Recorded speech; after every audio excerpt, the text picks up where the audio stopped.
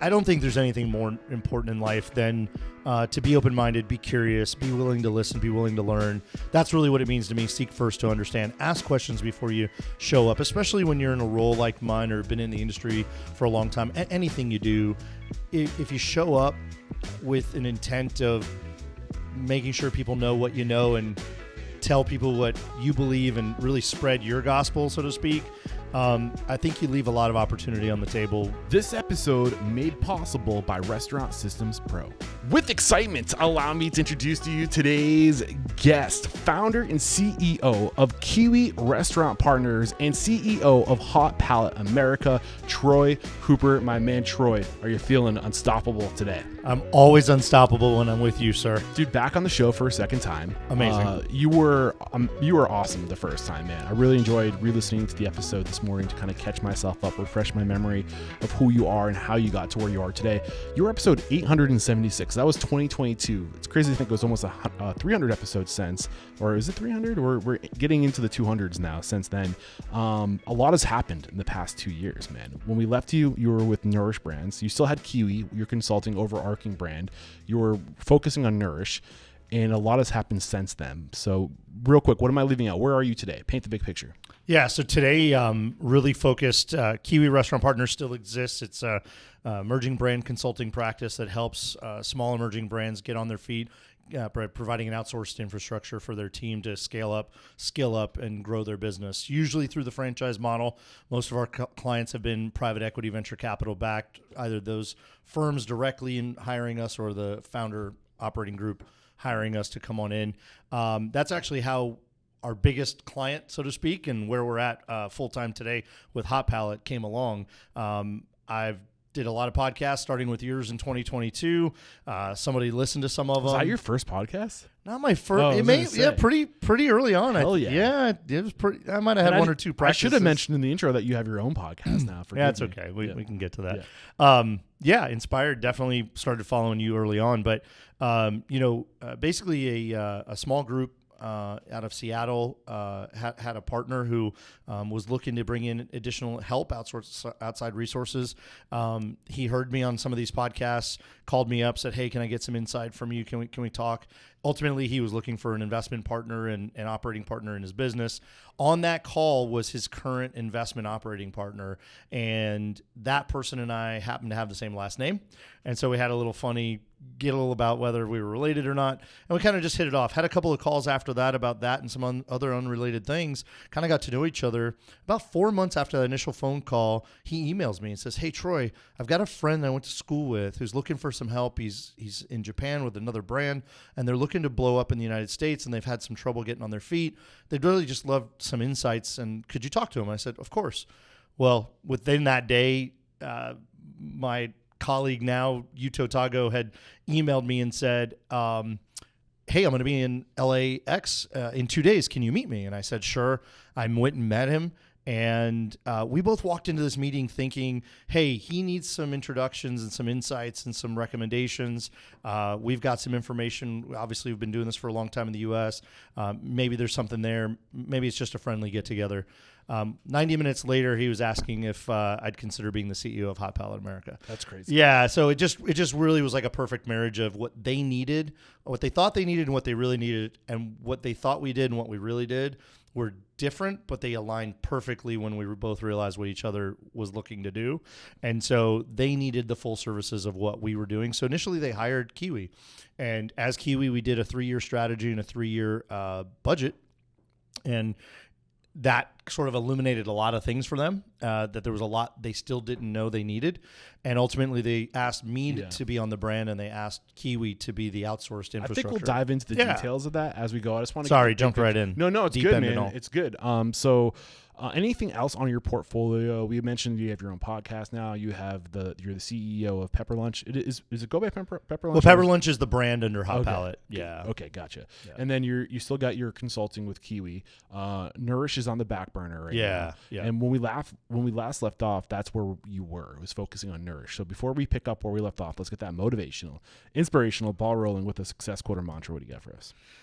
Oh man, I'm really scared I'm going to use the same one because You're allowed to. it's just tried and true. That just means there's weight behind it. There's a lot. It's been a lot of weight my whole life, but seek first to understand, Yes. then be understood. I'm sure it's what I said. It is. I actually stitch it in the back of my blazer jacket collars now. Nobody sees it. You should just get a tattoo on the back of You your know, on the back of my neck. Well, you know, I could do SF. Okay, we'll have to see what the letters spell out when you're It's done. not on the small of your back. Yeah, look, at the end of the day, I don't think there's anything more important in life than to be open-minded, be curious, be willing to listen, be willing to learn. That's really what it means to me. Seek first to understand. Ask questions before you show up, especially when you're in a role like mine or been in the industry for a long time. Anything you do, if you show up with an intent of making sure people know what you know and tell people what you believe and really spread your gospel, so to speak, I think you leave a lot of opportunity on the table with a lot of folks in a lot of situations. So I always just am there to listen, meet, learn, get to know. I'm curious as heck about what people are doing, how they're doing it, what's working, what's not working. So I always ask a lot of questions before I share any thoughts on what I think matters or what I think somebody should do. So yeah, it's just a I great just live way by that. to not make an ass out of yourself too. Yeah, it helps. Like when you just first really try to understand, that person might not have the same beliefs or outlook that you do, and just to avoid certain like awkward situations, just really trying to understand who you're talking to before you can tailor the message. It's powerful. I like the way you did that. You say that though. I'm pretty good at putting my foot in my mouth. Oh, me too. But remembering to ask and listen and wait for context, it helps me not put my foot in my mouth as often as I used to. So maybe stay off the subject of aliens today, or Right. whatever offensive thing might come out of my mouth. But yeah, so back in 2022, March of 2022, when we spoke to you last, where were you? Where were you with Nourish? Like, paint the picture of what Nourish was at that point. Yeah. Wow. That was actually pandemic month, right? Still, I thought we were coming out of it. So, in 2020, March of 2020, we were standing in a glass building. No, March of 2022 was the last time I spoke. Yeah. So the history goes back to 2020. Okay, gotcha. We were standing in a building in Pasadena, California, expecting to collect a check when the secretary came down and said, "Hey, they've just announced like these lockdowns, and we don't know what's going on. So we'll be in touch," because we had a lead investor to help get Nourish off the ground. Okay. And so from 2020 to 2022, we were kind of riding that COVID uncertainty for a long time. And when we spoke last in 2022, we thought we had a line of sight on, hey, we're going to actually get this off the ground. People are coming back to making investments. People are thinking about how we're going to come out of the pandemic and what's going to matter to people. And certainly more healthier food was along those lines. And right around that time, we had several big projects going on for Kiwi. And so it kind of slow rolled us. It kind of held us from being able to kind of go full bore into Nourish and really put everybody's energy into it. And then coincidentally, the hot palate pepper lunch thing came along. So to be honest with you, we've been too darn busy to set aside time and resources to just focus on launching an entirely new brand. Yeah, we want to put everything behind. Right. You had your bread and butter, your core focus, Kiwi restaurants, which was your consulting, doing what you do. And this was going to be a side project. And then it sounds like you just had this opportunity that was too hard to turn down in terms of too much success. Yeah. Taking in real custom clients and working with real people and brands. And so, it's there. We actually have a line of sight on what we're about to do with it in the next couple of years. Nourish will definitely come to light. It will definitely be on the streets of America. It will still be in the same model of a micro food hall with much more focus on clean, sustainable, direct sourced ingredients across multiple flavor profiles, menus, so to speak. It's a micro food hall for healthier eating. And we're going to drop that in a pod model still. Right. So when you're saying a food hall, it's not a literal food hall. It's micro. So a micro food hall is more of a, if I remember, you were putting them in moving containers, and it was one window with multiple brands and concepts underneath. So you would market yourself more on the digital footprint, but also you could come pick up at the window. Yeah. So, and we would have like outdoor seating and stuff, but it's basically a glorified food truck that's not on wheels. Right. At the end of the day, we call it a pod kitchen. It's, instead of being a container conversion, which it would have been 2 years ago, is now a purpose-built pod from the ground up. But it's safe to say in 2022, there seemed to be a lot more attention on these types of models. Yeah. Of the smaller footprint, more automation. You guys were looking into Flippy and Chippy, I think, were some of the robotic arms that you were looking to implement at these locations. So in 2022, March 2022, I guess go into were you having challenges with the model, or was it just that you didn't get the funding? Yeah, we just didn't get the funding. We were a little too distracted to get out there and really hit hard on doing the raise, because it's all momentum. Like when you first go out, you start telling people a story, you're going to build something, create something, whatever.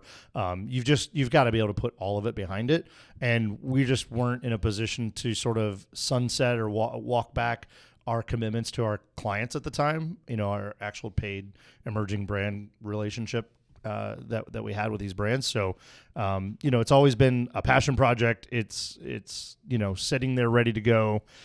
We just didn't get unit 1 open to say, here it is. And we, you really got to do that. At the end of the day, you've got to put everything you got behind it, be fully committed, show investors you're fully committed, and then show them something, give them something to sort of literally eat the food at.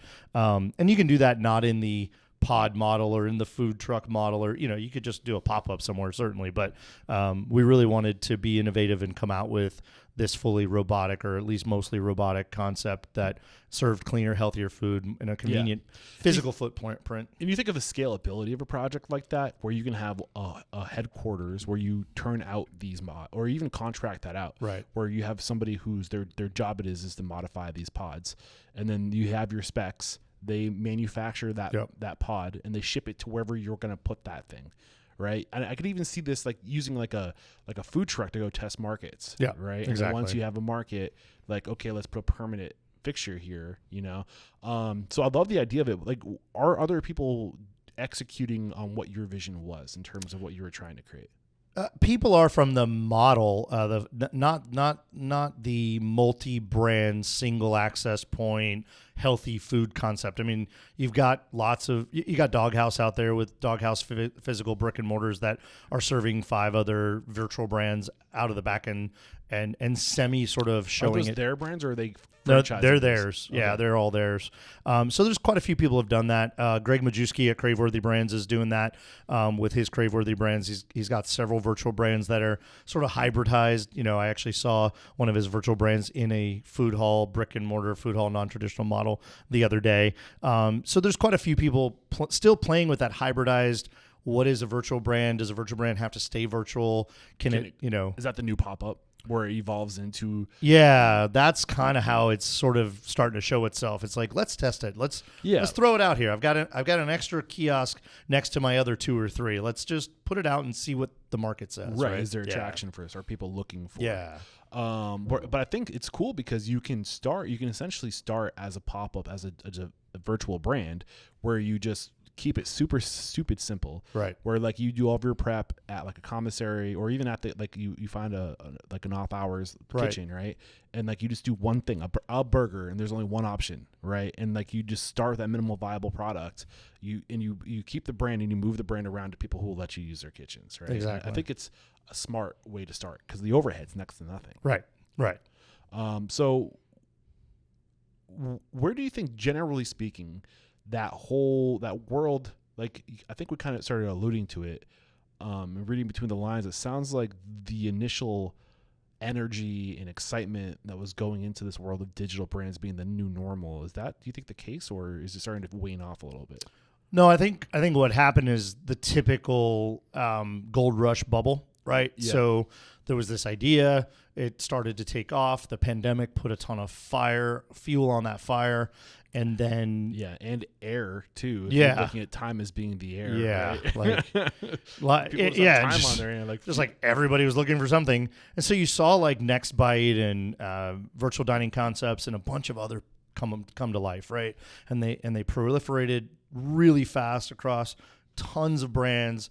And then you still saw people that like Doghouse who were working on it before the pandemic, and slow, steady, focus, diligent, deliberate, right? And they're still here today, and some of the others aren't, or they've changed their models, they've changed their systems. But I think it's just evolution. I think we saw this really big climb to the peak. There's been a pretty decent pop, and it all shakes out in the end. And those that are real businesses that are focused on good KPIs and metrics and providing a great product to customers are still here. I mean, Virtual Dining Concept's still here, still doing some great work, still has some strong brand presence behind it, and some others aren't. There's been a lot of them, but I think those who are committed to the reason why they had created what they created and what it was meant to do, and understanding too that like if you're going to have a brick and mortar and have 3 or 4 virtual brands, or you're just going to have 2 or 3 virtual brands that don't have basis in a brick and mortar, they aren't just going to proliferate themselves. And people aren't just going to find them and make enough money. And by the way, it's really hard to make a lot of money in a virtual brand as it is. So, I think expectations were out of line with results at the end of the day. I think what people discounted was that at the end of the day, I think people do business with other people, right? And brands are usually an extension of the culture of that organization. So you go there, you establish an emotion with a physical brick and mortar. You might know the owners, you get to know the people that work there, you like them, and you're hungry. You don't feel like going out, but you don't feel like cooking. Yeah. Like you're going to go to that place that you have an emotional connection to, where it's hard to get that initial emotional connection with the digital brand. Right. Like you don't get that sense of loyalty out of the gates. It's just like, oh, Mr. Beast Burger, I'm going to try that. Yeah. Okay, I did that. Yeah. I'm not going to go back, or correct me if I'm wrong. No, I don't think you're wrong in a lot of ways. I think, like you said, as an extension of brick and mortar, I don't think you have to have had a brick and mortar, but I think you have to understand the mindset around that. I think you have to understand how to build a brand, how to build a community, brand affinity. I mean, a lot of look at Dave's Hot Chicken started as a pop-up on the corner under a pop-up canopy, like not unlike most and many taco stands in LA. I think you can build community. I think you can get virality. But the core has to be there. I mean, the core of building a brick and mortar is around building a community, and so it really you have to be better at building community than recipes. At the end of the day, like humans are pretty forgiving on food, right? I mean, how often do you go, I'm going there because that food is so amazing that no matter what, I'm going to go there. No matter how the service is, no matter what the cost is, no matter how convenient or inconvenient it is to get that, I have to eat that food. That's pretty rare. I think people say that, but they say it and not realizing what they're really going for is the experience in the community. And I think it's the whole picture. Yeah. Right. It's the at some point the recipe of all those things equals yes. Right. Right. Yeah. And so it's just a matter of in that moment what's important to you. When did Hot Pepper reach out to you? So Hot Palate Pepper Lunch. Sorry. Yeah. So late summer, early fall of 22. So we had our first meeting in late September, last couple of weeks of September 2022 at the Sheraton LAX lobby. So almost like 9 months after I spoke to you. Yeah. Okay. Yeah. I'm curious about robotics because I know that's an area that you're very interested in. Yep. What has evolved, or where does it make sense to take us in terms of like where we are in your story? I don't want to skip over anything, but I'm sure you're probably still looking into robotics with. Oh yeah, still yeah. I mean, I definitely keep my finger on the pulse. One of our partners at Kiwi is Massimo DeMarco, one of the co-founding partners of Miso Robotics. He's on the board at Nala, really putting a lot of energy and effort into Nala right now. What's Nala? Nala Robotics out of Chicago is a group that quietly built a fully robotic kitchen and launched it 2 years ago, and has been serving a couple hundred dishes of scratch-made Indian food every day with robotic arms. Okay, they're also using the induction spinning plates. Yes. Okay. Yeah. Not the same as what Pepper Lunch does, but yes, they have some pretty cool equipment, and they've been working quietly behind the scenes for a really long time on quite a few projects. They've come out with a fryer type robot that's a little bit different than Flippy in that it's on wheels. It's a much smaller unit, and they've basically programmed it and trained it to do wings and fries out of a hopper. Yeah. So if you're that's pretty interesting. If you're trying to imagine what we're talking about right now, if you're not familiar with Flippy or Chippy, it's the same robot. For the record, it does two. It doesn't matter what you one get. flips, the other one dips. Yeah. Chips. Yeah. Into a fryer. Yeah. And it's basically what you would see on a car manufacturing line. It's like that robotic type of arm. Yeah, it's a robot arm on some kind of brain. So this new, what was it called again? The other company? It's called Nala. Nala. Yeah. They're working on a robot that's instead of being mounted to the ceiling or the wall, it's on wheels. It's on wheels. It's on a base that moves. And it, I saw it in Chicago a couple weeks ago. It does all the things that many of these other ones want to do. The thing I think is pretty interesting about Nala is that they've already been doing it for a couple of years quietly, not really making a lot of noise, not really out there raising money. They're self-funded. And so, they've proven this large-scale model of it's basically a room about the size of the room we're sitting in, conference room type room, and these two big arms. 10 by 15. Yeah, these big arms are pulling ingredients out of slots and stuff. So it's kind of like a hybrid between Flippy and what Sweetgreens has done with their assembly line style automation. So that was really... Sweetgreens was with Spice? Spice. Yeah, they bought Spice. Okay. So yeah, I mean, robotics, I think robotics has evolved again in the last couple of years since we spoke.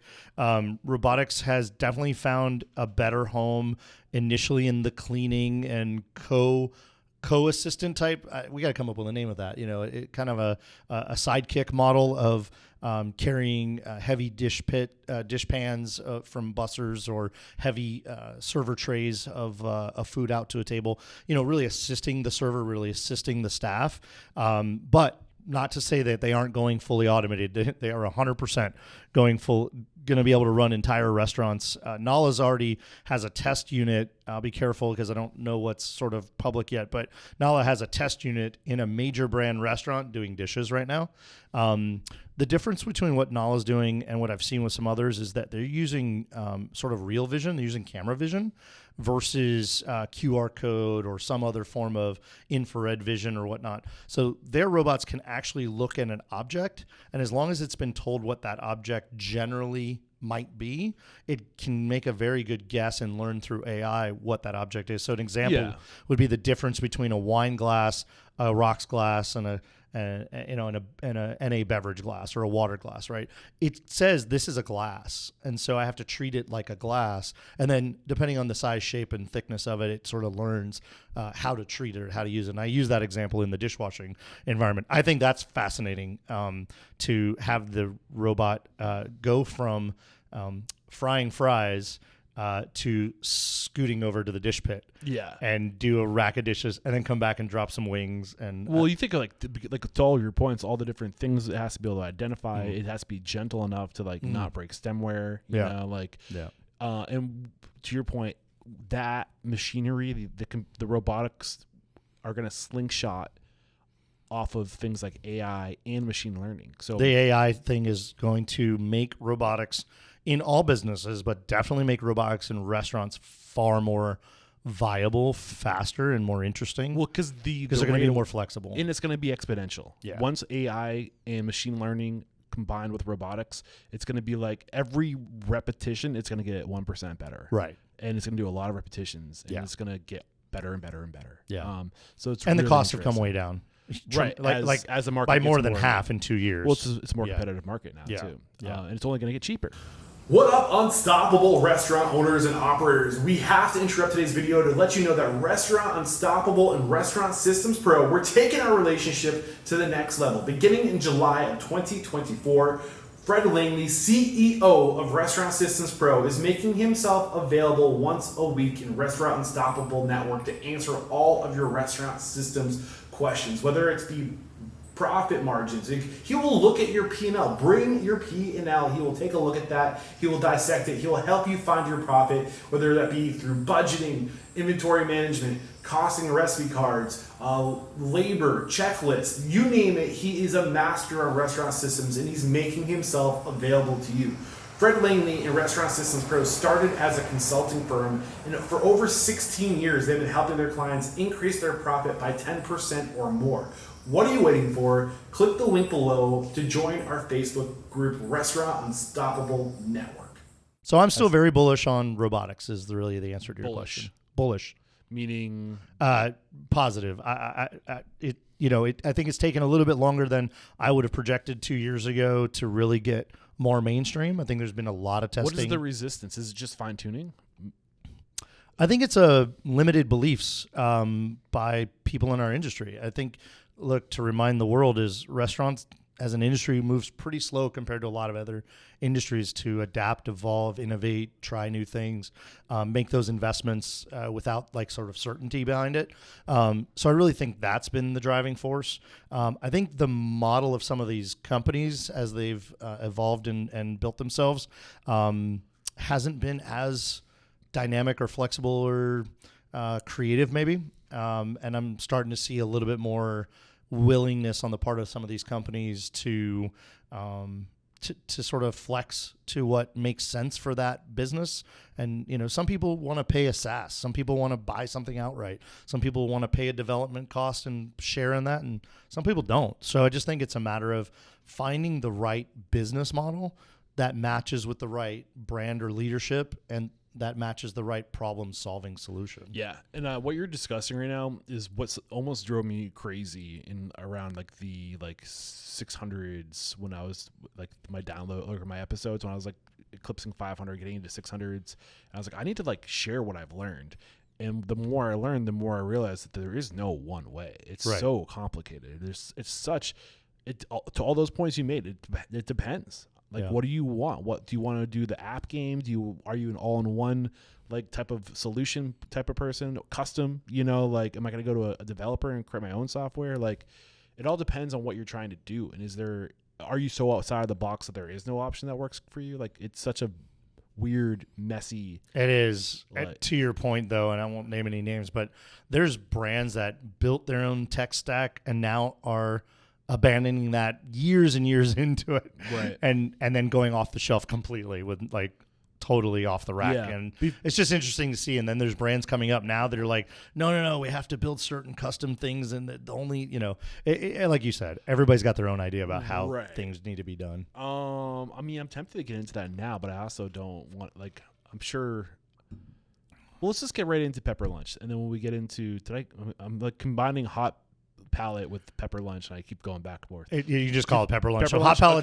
Hot Pallet's just a holding company. Got it. It's the private equity backed holding company that owns Pepper Lunch, and we have divisions all over the world. No need to get complicated, but Pepper Lunch Restaurants is the brand today. Eventually, Hot Palette will have multiple brands in its portfolio. Actually, let's go back down that rabbit hole of technology, because I'm curious, knowing that.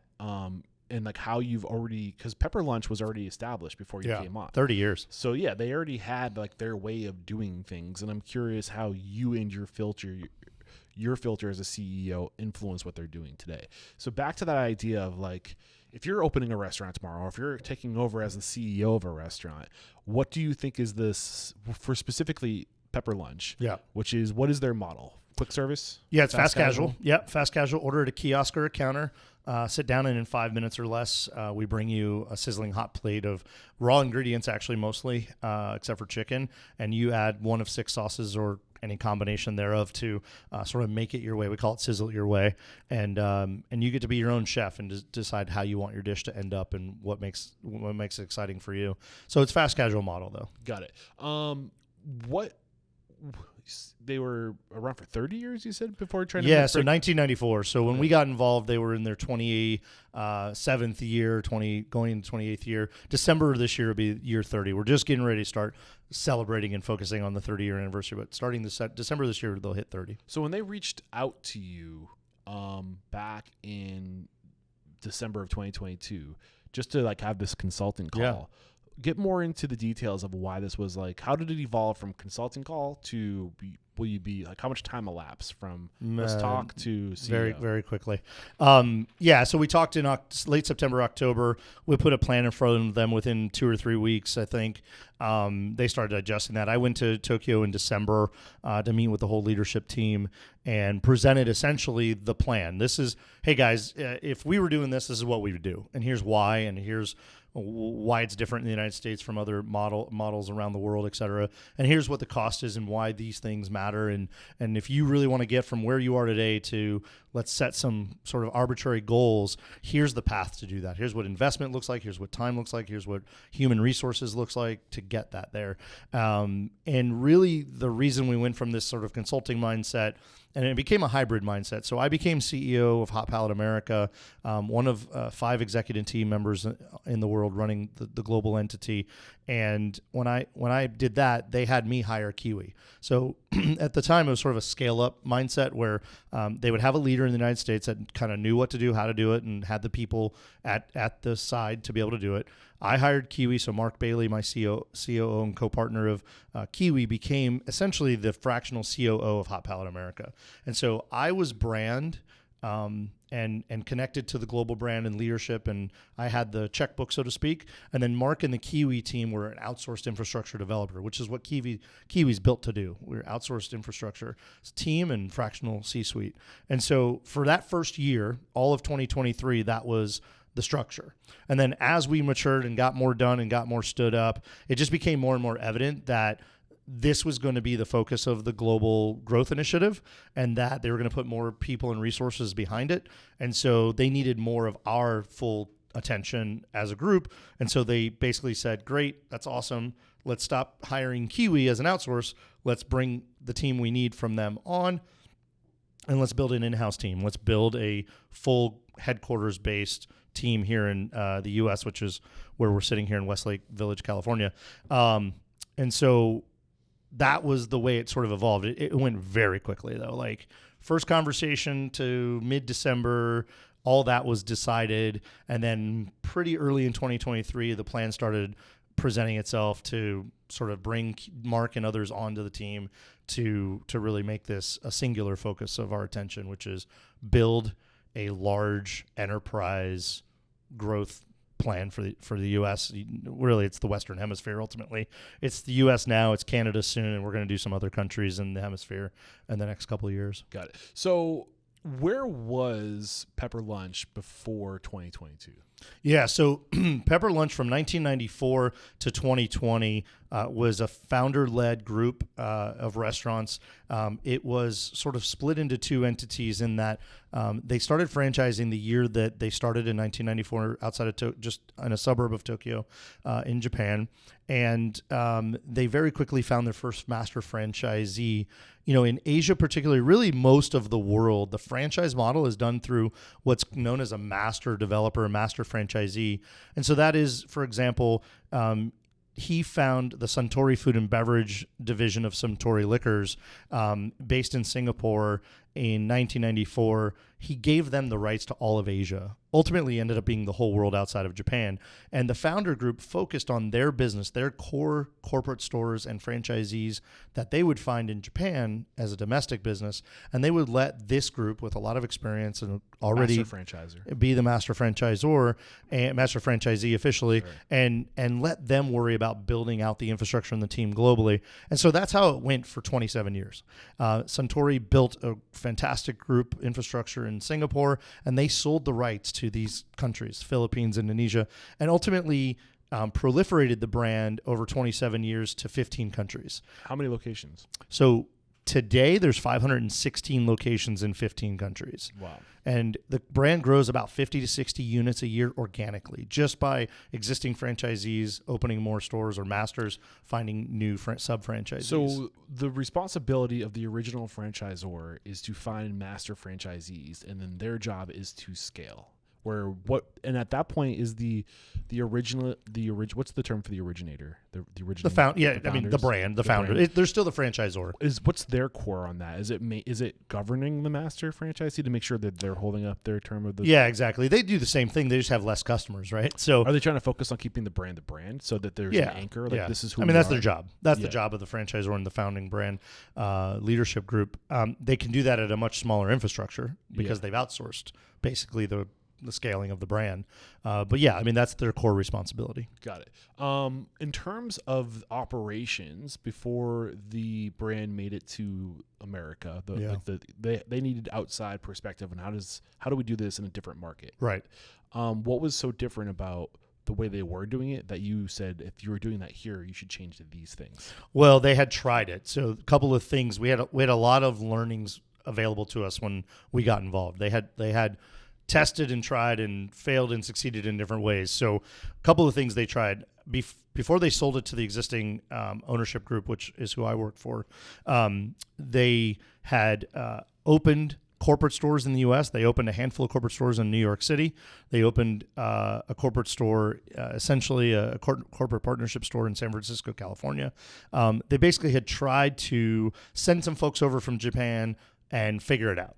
And the United States is a very, very different market. Humans are humans, but culturally, we're a very different market. We're far more competitive in a lot of ways, especially in sort of brand development, brand building, new brand proliferation. And so they got a lot of lessons from that, but ultimately those stores did not succeed. Partly, again, the main reason most restaurants will succeed is bad real estate. But they had gotten a lot of lessons and learnings. And along the way, they got very lucky in that their master franchisor or franchisee, Suntory, had sold Australia. And Australia has been up and running, I think, 14 or 15 years now. And so the Australian group started growing that brand through their own corporate model and franchising in Australia. And basically the founder said, hey, would you guys be interested, since you understand the more westernized market? Sort of Australia was our first Western market outside Western of Asia. culture in an Asian hemisphere. Yeah, basically. Yeah. Huge Asian influence, but really very Western Anglo sort of culture. And so so because of that, they gave them the opportunity to come to the United States. And so one of the partners came to the United States in 2015. Took him about 2 years to get his feet under him. And in 2018 to 2019, opened 5 stores. Oh, wow. Yeah, so they came here, they opened 5 of their own stores and basically started, running them to learn. The West Coast, or is this the New York location? No, this is West Coast. So they started in LA. So they own the Irvine, Alhambra, and Artesia store here in Southern California. Las Vegas was a corporate store that they handed over to this group once they took over in the U.S.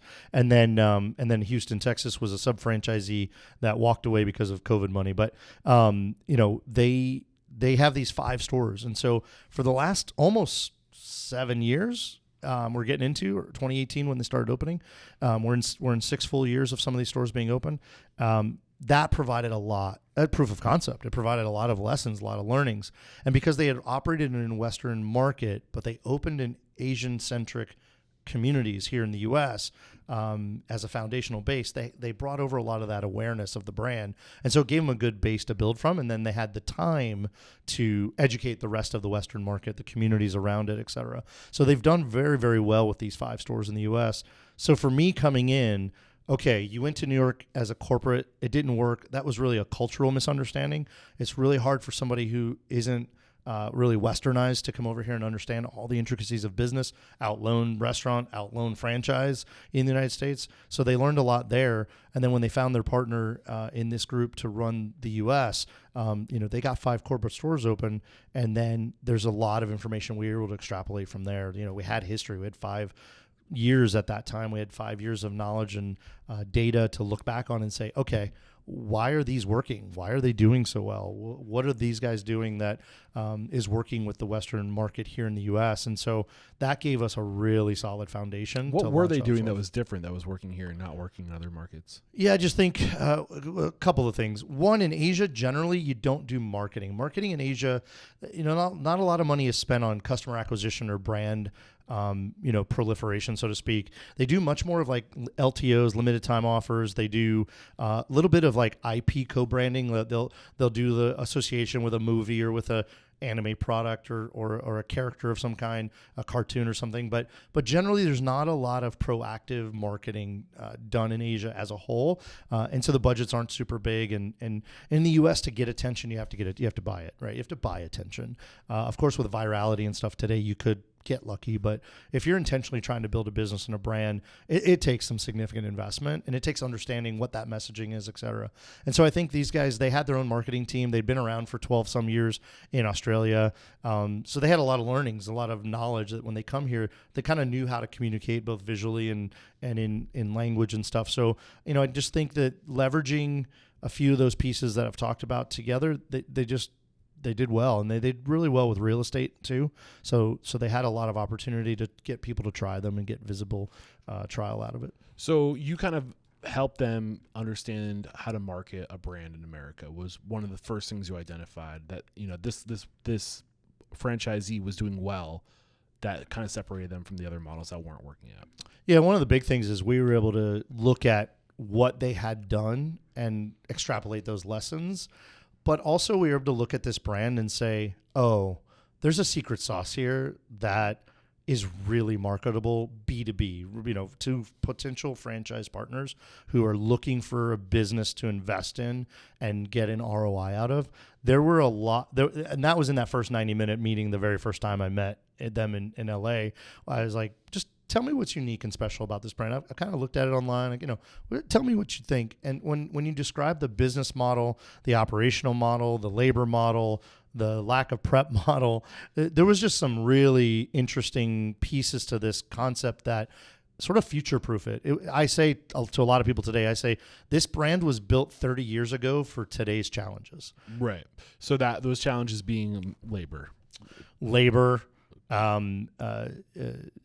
supply chain, consistency, availability, et cetera. We're leveraging a global supply chain relationships there. So just generally managing costs and things of that nature. So it's both no prep, no skilled labor, low labor model. We don't do prep in the store. We make rice and it takes 2 buttons of a semi-automated process. So there's no slicing, dicing, cutting.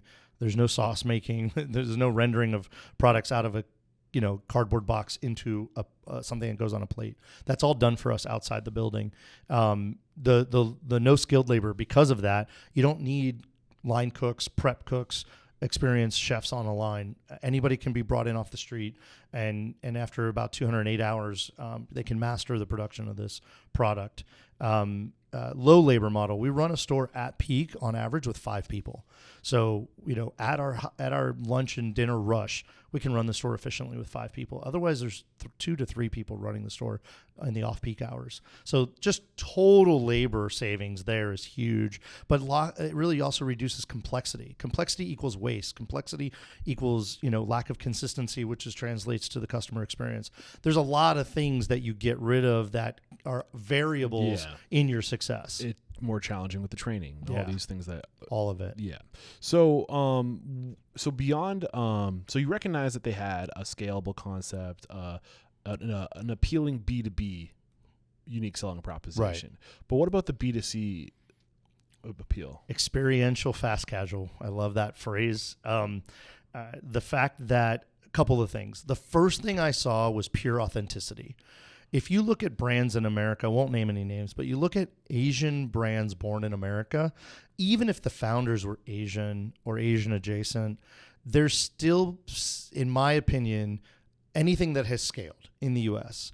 Or is currently scaling in the U.S. Many of them are still Americanized, right? They're still sort of vanilla box in a way, and they're trying to be Asian. This thing is teppanyaki from Japan, authentic as it can be.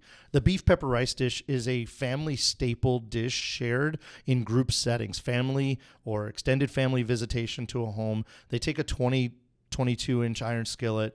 They put a bunch of rice in the middle of it. They put seasonings, flavors, and vegetables on it. And then they usually put beef or some kind of protein around the outside.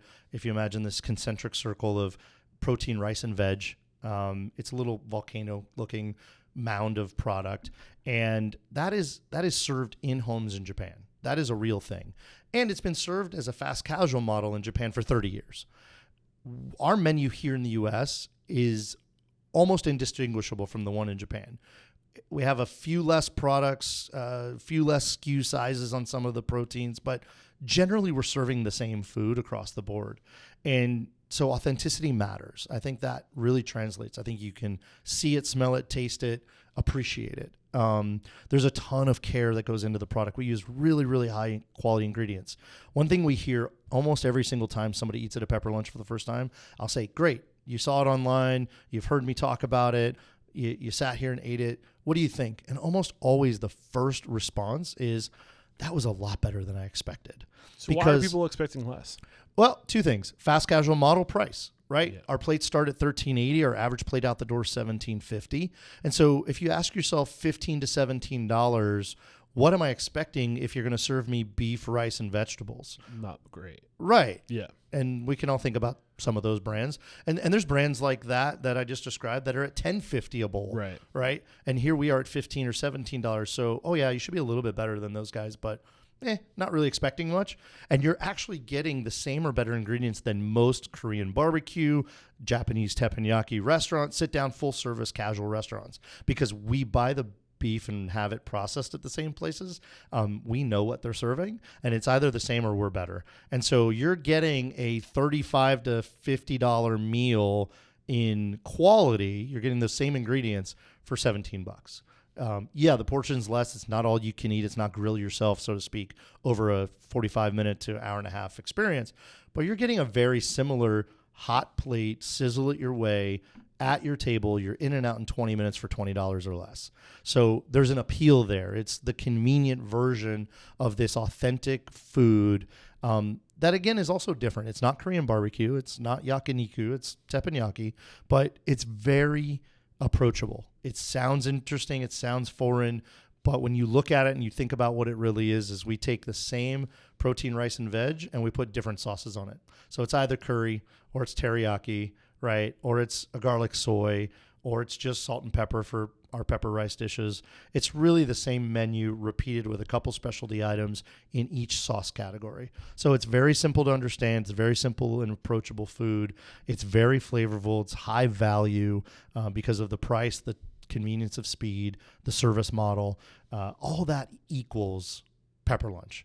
And it just makes it really easy to get customers to come in and try it. And once they've tried it, most people come back within a week or two, and they bring friends, colleagues, neighbors, etc.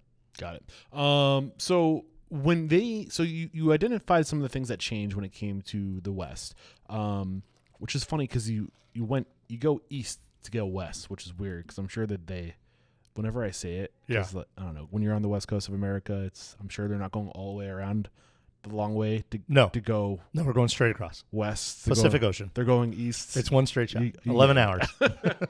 So anyway, get on a plane 11 hours later, so Asia. When they came east to go west, yes. You identified some of the things. They removed some of the items off the menu.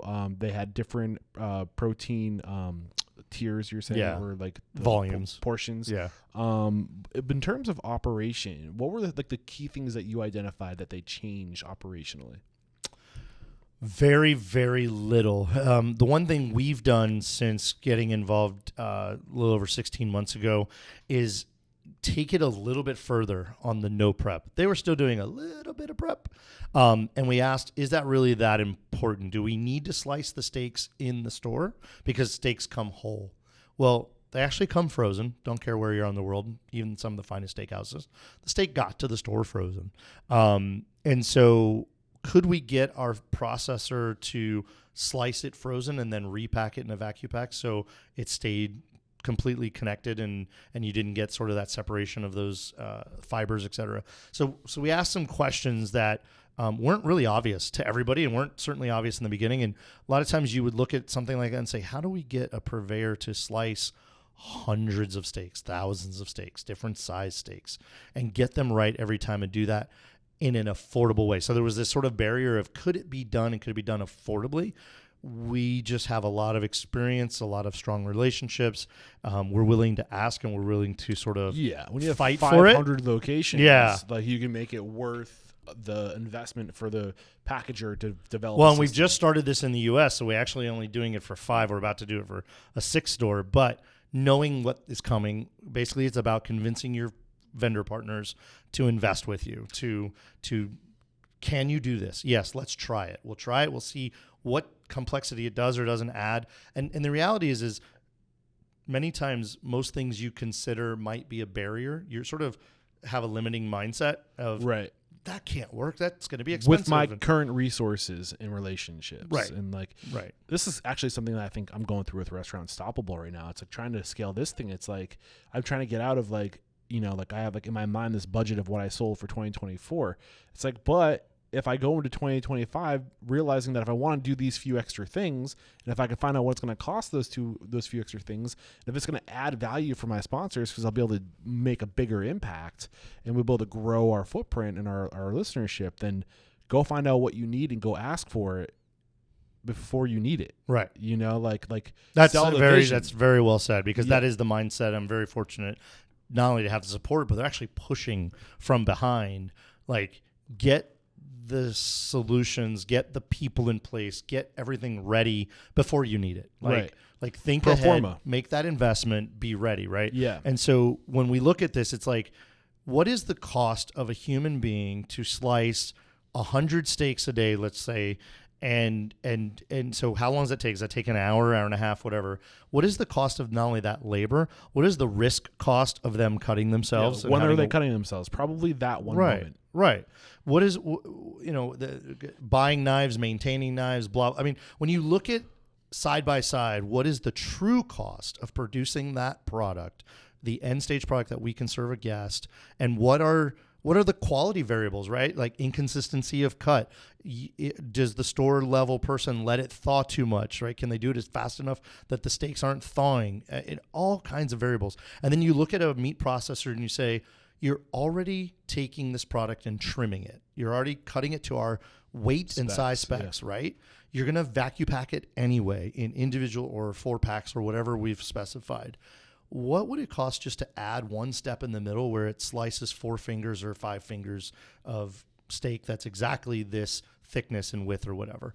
And when they look at it and they go, yeah, we can just put it through that conveyor instead of this conveyor. So instead of a human doing this, laser driven machine will do it. Yeah, the cost is like 2 cents a steak. Okay.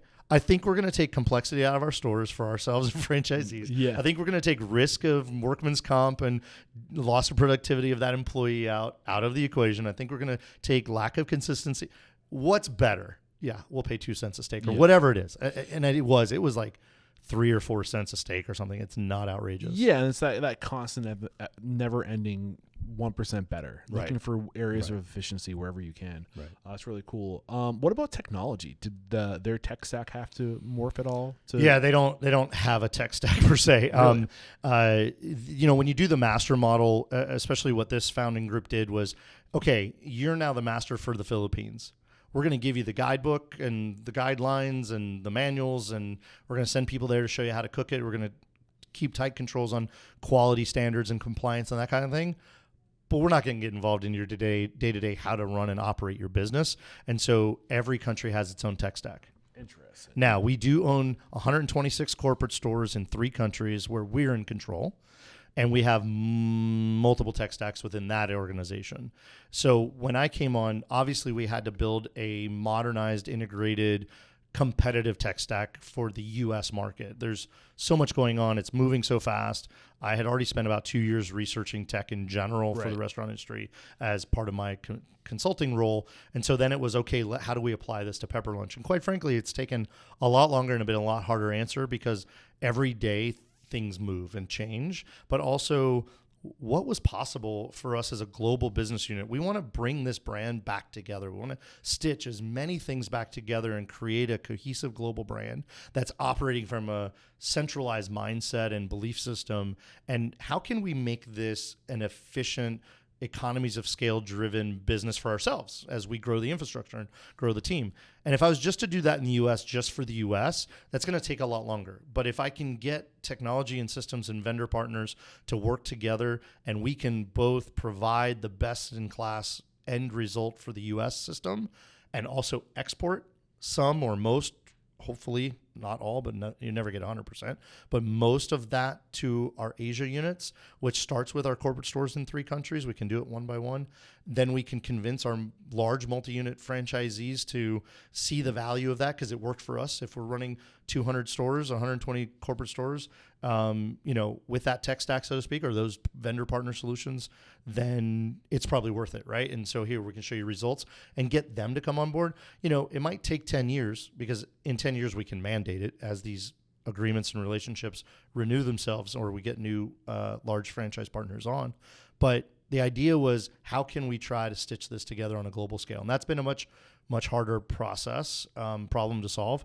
But we're getting there. We're getting quite a few partners that are going to open up their services and make it available to us in Singapore and then go beyond that.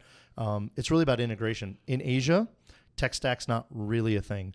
You have 20 SaaS products or hardware products. None of them talk to each other, but they're all very cheap. But none of them talk to each other. And so the economies of scale don't exist on the administrative side. We have people who might be the master of 2 or 3 pieces of technology. Then we have people who are masters of one, and then the accounting department's a master of 1 or 2 things and partly a master of how to get that data extrapolated. It's just not interconnected. And it now to me sounds so foreign. Yet if you think back 3 years ago, 2 to 3 years ago in North America, a lot of our stuff didn't talk to each other either. Right. Yeah. But it feels really natural now that it does. Right. So I'm curious. I'm a little curious to know what your journey was like getting to the tech stack you are at today. But let's start with the end in mind. Where is your tech stack today, and what tweaks have you made in the 2 years to get it to where it is today? Yeah, a lot. We started with path of least resistance, a lot of research, a lot of negotiation on the bigger pieces, right? So we've partnered with a point of sale system, and that becomes your foundational point to start from. But in the short term, we actually found some very nimble partners that had experience in Asia or willing to go to Asia very quickly for us. So like Momo's, and I've talked a lot about this on like my LinkedIn and other podcasts, is, Momo's is a brand reputation, consumer sentiment monitoring system.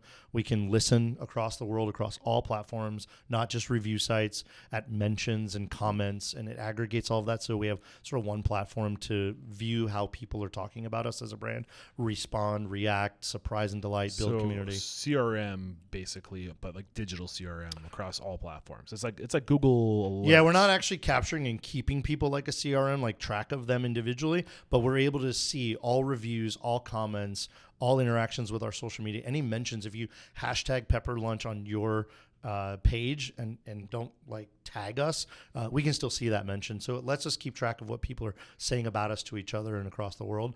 So things like that. We have that. We have a marketing platform, Adentro. We have a... What's that platform do? Adentro. Yeah, Adentro allows, it's Wi-Fi gating to start with. So it helps us build a CRM, collect names, and emails. Build community emails, yeah. But they already have a 250 million person network of folks that have opted in to Wi-Fi, that because of the collaborative affiliation with where they've opted in, basically what allows us to do is we could create an ad, a digital product, a digital ad, digital promotion, like an email or like a digital, like Facebook, true digital marketing, right? So Facebook or anything like that. And we could create an ad, and we could get really, really specific on who that audience is geographically, based off the data you're getting from the Wi-Fi. Yeah, exactly. The data they're getting, it's anonymized to us. We just tell them, hey, you know what? We want this ad to go to 17 to 19-year-old boys, blah, blah, blah. And you can get a lot more granular because when you opt in, you give more information. Got it. And so they know more about the person, so to speak. And that allows us to drive marketing. So it's a marketing engine that has its own sort of CRM building platform. So Adentro, very strong partner of ours. It's really helped us. How do you spell that? Adentro. Got it. Adentro. Momo's. Yeah. Momo's. So this is a lot of the digital marketing side of the tech That was stack. digital marketing. And then another one is really interesting called Freets. Freatz, because I know you're going to ask. Yep. Freets started in Brazil, is now here in the United States. Freets, if you think about it, is the modern version of the secret shopper. And Lucas hates when I say that, the CEO and founder, but it really is. If you take the general concept of a secret shopper, which we used to pay, for one person a month would be a lot. Like it's usually one a quarter, but even brands that pay for one person per store per month would normally be a lot. They've taken that and they've democratized your consumer and consumers that are not your customer and said, hey, would you take a 50-question survey for a free meal? And so they get people to opt in and sign in. You sign in as a customer, a potential customer. You go in prepared with what those questions are. It's 50 questions. And their whole thesis is it has to be statistically relevant amount of data over enough stores over enough time, and it has to be a statistically relevant volume of that data. So what they do is send 15 to 30 customers into your store every month, each store. They take this 50 question survey. They know going in what the questions are so they can look for the answers. They fill it out completely. And when they turn it in, they turn it in with a receipt. So we know exactly how many people were at that table, what they bought, what they paid. And we reimburse them up to $20. And so what's really interesting is that data goes into a compiler, and data scientists and data analysts using AI extrapolate tons of information. What's more important is trend lines. You do that over 3, 5, 6, 12 months. You can see if you change a behavior, how you affect the perception of that change. Across a whole set of across brand. 50 questions, across a whole brand. Right. And so you can really see data trends. You can see how people notice or appreciate the cleaner bathrooms, the better volume or different type of music. And I'm just using simple concepts, but you can see that the sentiment around the portion of the food has changed because you change portions. We have a benchmark now of 6 months with Frites. We're changing the portion of our number one dish. We're going up 11 grams. We're going up, 11%. On that size of that beef portion. And so we're going to see if the comments and reviews and mentions about the portion of our base product improves, because that's the only thing we've had any negative feedback on is, hey, I'd like it if there was a little more beef in the regular beef pepper rice. Well, we have a jumbo. That's coming from Americans. They want this? Yes, of course. No way. Yeah. Pretty funny. So anyway, Frites allows us to have that traceability, trackability, and really deep customer insights. And that's solicited. We're inviting them in to do that. Well, this is more marketing stuff too. I mean, in a sense, this is customer data, which it's is brand intelligence. To the store level, it allows our franchisee, and look, they rolled it out really, really well in that our store level team members are looking for these results. They want to see their Frites score and results every month. And if a if a survey comes in that has any item on it below a 3.9 or below a 4-star average on any item, it immediately gets a red flag, goes out to everybody by email, because those are situations that might be resolved more quickly than waiting. Would you lump customer feedback into marketing? The result of it allows us to market better, but this sort of feedback we're getting is operational intelligence. At the end of the day, it's telling us what people think about their actual in-store experience at scale over time. Yeah. Consistently. If I had to pick a subject, like if I was putting this into Restaurant Unstoppable Network and categorizing this company, I feel like it's going back to kind of like Ovation, right? Yeah. Like Ovation is Ovation's in the same right. In the same vein. Ovation has a different structure, different system, different methodology for achieving information like that. Right. So they're similar but different. Right. Yeah. So it's interesting. Okay. So moving away from tech stack relative to marketing, you said you went with POS. Are you allowed to talk about that, or is it? Yeah, we've announced it. We were pretty loud about it. We chose Revel. Okay. Didn't they just sell recently? They did. They sold to Shift4 recently. Okay. Revel, there's very few point of sales in the world that are enterprise ready or experienced that also operate in Asia. And so Revel already had a team and implementers and support staff in Asia, specifically Singapore, coincidentally. And so that knowledge, experience, and infrastructure allows us to utilize Revel as our base point of sale everywhere. What up, Unstoppable restaurant owners and operators? We have to interrupt today's video to let you know that Restaurant Unstoppable and Restaurant Systems Pro, we're taking our relationship to the next level. Beginning in July of 2024, Fred Langley, CEO of Restaurant Systems Pro, is making himself available once a week in Restaurant Unstoppable Network to answer all of your restaurant systems questions, whether it's the profit margins. He will look at your P&L. Bring your P&L. He will take a look at that. He will dissect it. He will help you find your profit, whether that be through budgeting, inventory management, costing recipe cards, labor, checklists, you name it. He is a master of restaurant systems, and he's making himself available to you. Fred Langley and Restaurant Systems Pro started as a consulting firm, and for over 16 years, they've been helping their clients increase their profit by 10% or more. What are you waiting for? Click the link below to join our Facebook group, Restaurant Unstoppable Network. What about integration with Revel? Because you said before you really got to start with the POS and reverse engineer from there. So what tech are you surrounding Revel with? Yeah. So this will be breaking news because I literally had the meeting right before I came in this room to talk to you. We're going with DeliverEct. DeliverEct started as a simple aggregator for third-party delivery. It really has become sort of a central hub, or really you could think of as a traffic cop for all of your digital activity. So, you need something to connect to your point of sale when you're selling to DoorDash, Uber Eats, Grubhub. That's our third-party integrated aggregation. That's pretty simple. A lot of people have done that. But they also do that with your kiosk. They also do that with your loyalty or app ordering, online ordering. They also do it with your first party. So they become the central clearinghouse and essentially really the traffic cop that directs in both directions information, data, sales-related activity, and other intelligence. They can help with promise times. They can help with dispute resolution. They can help with really understanding what all of your fees and costs are to produce a dish at all of these different outlets that orders are coming in from. So DeliverEct, ECT. Okay, so deliver, etc. But ECT, ETC, is that what it's supposed to be? It's ECT, not ETC. Oh, wait. Yeah.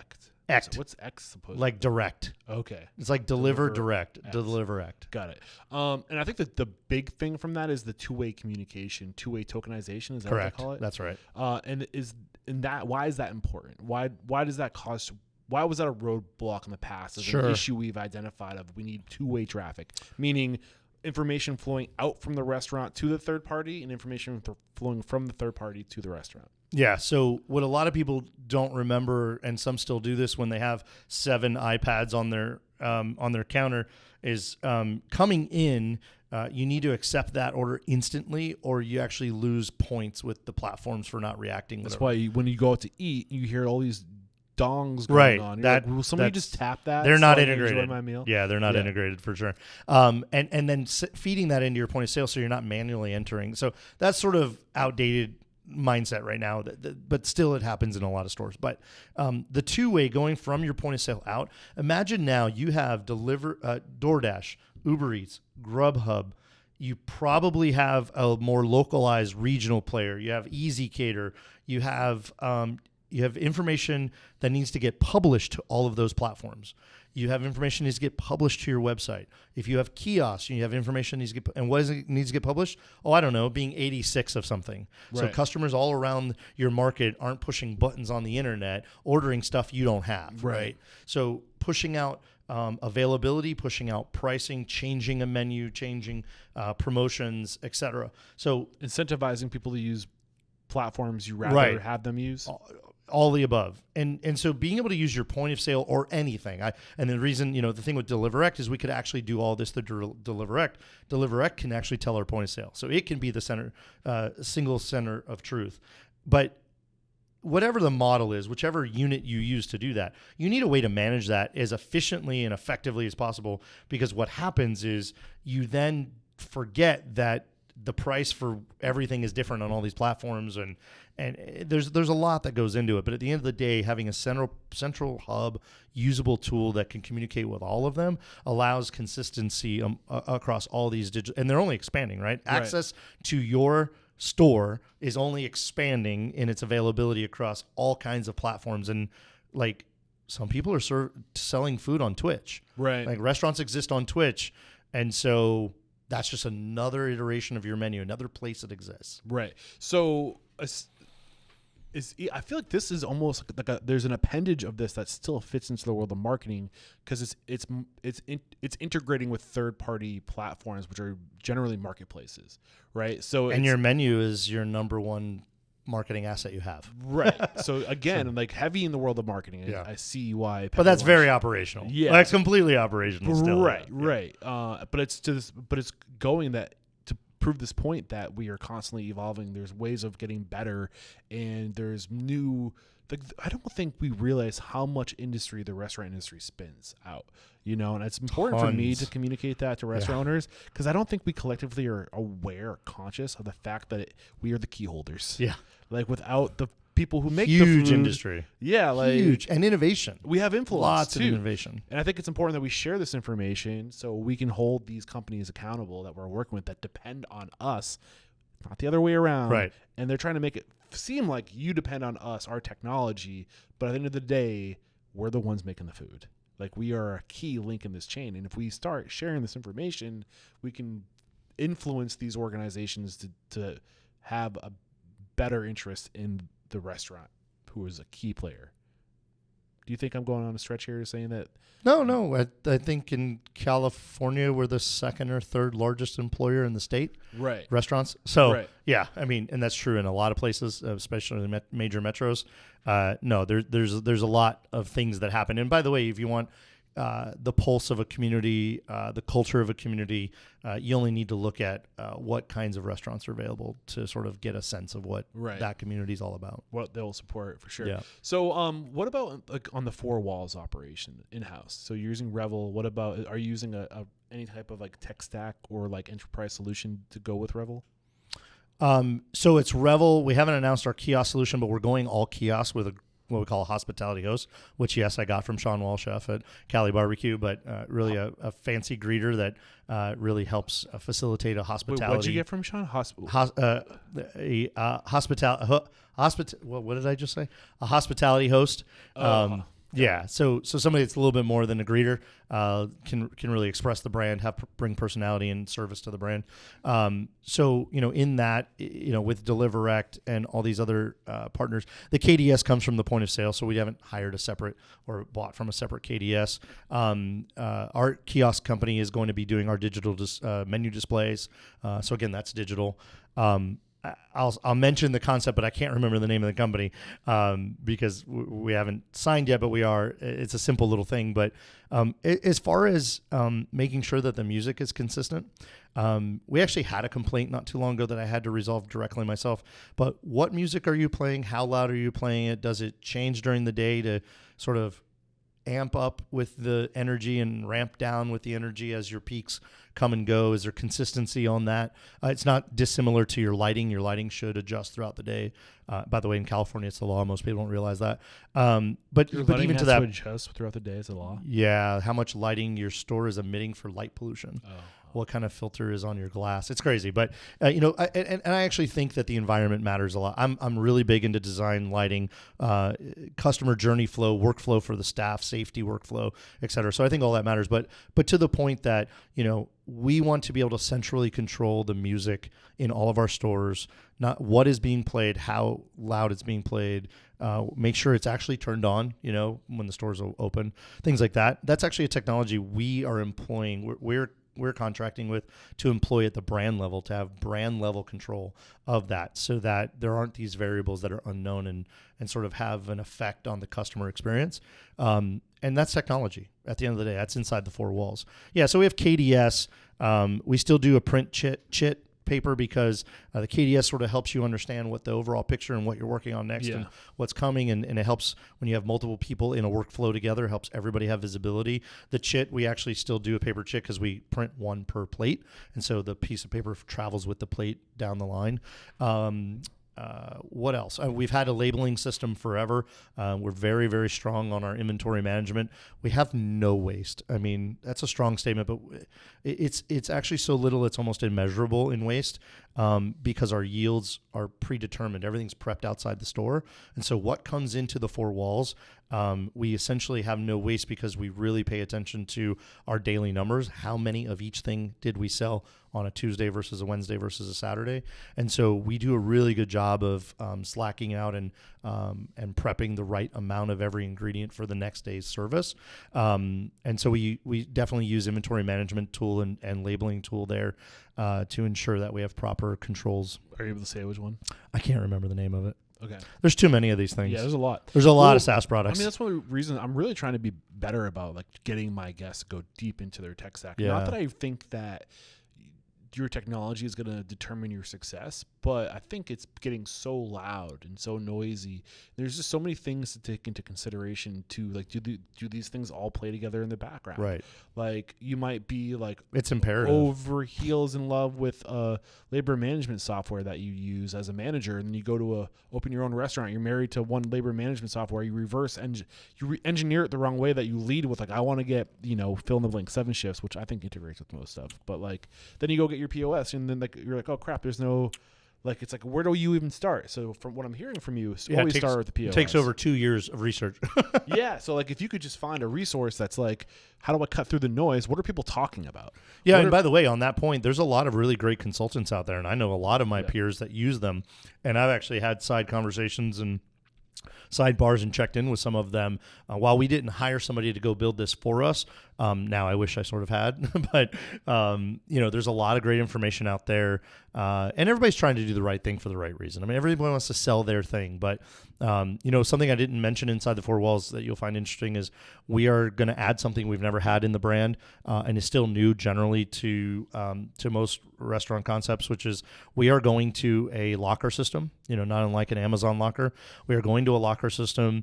We're kind of down to the last two. We're going between the two and their features, benefits, partnership, thing of that nature. But, we've designed our stores to integrate with a locker system that we can segregate our on-premise guest who's going to have this sizzling experience to the away and from the delivery driver or the guest that just wants to run in, grab a bag out of a box and run.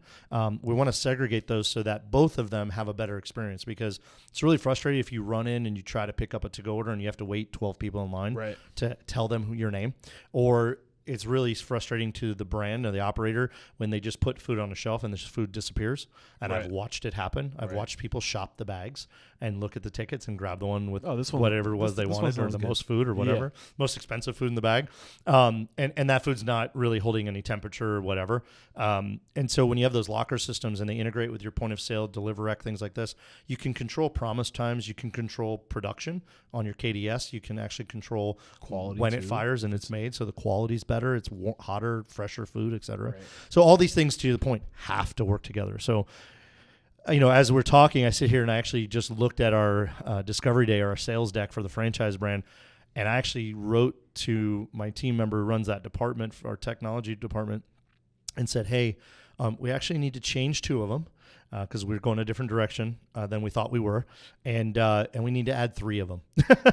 And there's about 20 something. I didn't count them, but there's a big circle of logos around the central hub of our logo, and we kind of have it listed as what each thing does. And look, I don't believe in technology for technology's sake. I want to say that because you hear 20 or 30 SaaS products or technology hardware products, but when you're building a brand to scale globally and grow rapidly and compete in the market, if the tool solves a problem, it's worth it. Right. So that's the challenge. Right. And you're looking at a whole different level of challenge, which is like the global scale. Like whatever we do in this market has to have legs. So you have to take that into consideration. For sure. 100%.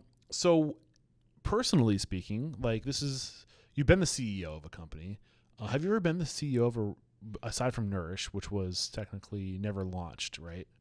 No, officially. I mean, we've owned our own restaurants, and look, everybody in the Kiwi team has been a C-suite member of a large organization.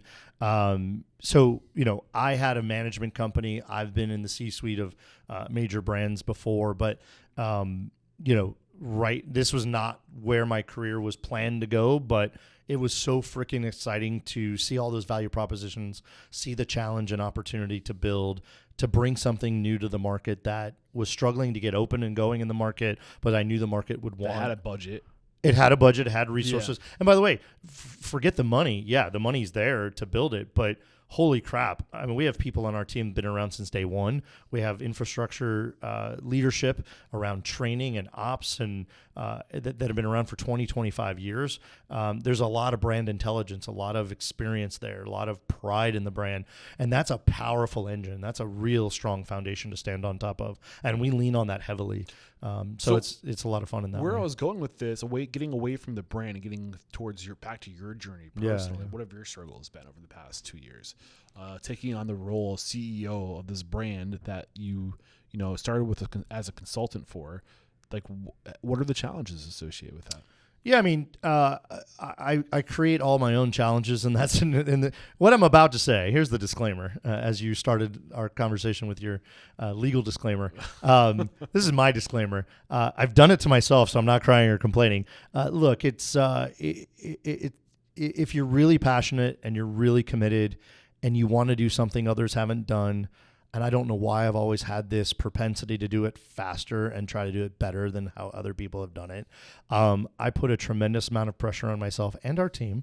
And I'm very fortunate that our team and the team we've built specifically for Pepper Lunch in the United States are all equally committed and are all just literally killing themselves to do as much as we can, as quickly as we can, to be best prepared to have these amazing franchise partners get their stores open and execute on a very high level. So the challenges are that, I traveled 46 trips last year, and those are from 2 to 10-day trips. Prior to last week, 53 weeks in 52 weeks a year. 52 Yeah. weeks in a year.